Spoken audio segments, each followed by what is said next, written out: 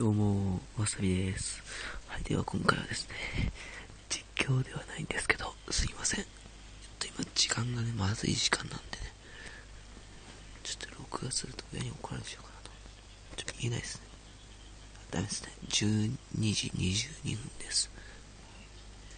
ではですね、アテナの2日で、プラスが23になりました。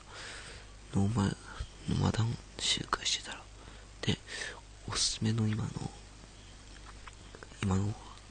スペシャルダンジョンですよ。2つあるんです、2つ。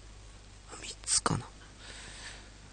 まず、ヘラウルズやった方がいいと思います。ヘラウルズ、これです。一度きりの超絶経験値。これがいいですね。まだできないんですけど、チャレダン。それぐらいですかね。はい。なんだこれ。新学期ガチャ。これ、血読めが出てくるやつだ。ね。パズラが、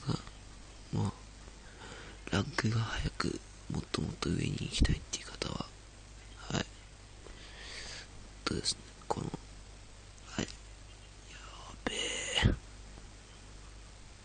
ランクがですね、もっとね、上に行きたいっていう人がいれば、あれをやるべきです。でですね、結構ね、ゲリラの集会とかもあんましてないですよ。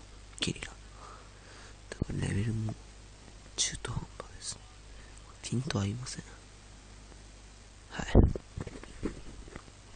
ではですね、この一時の超絶経験値を絶対にやるべきだと思います。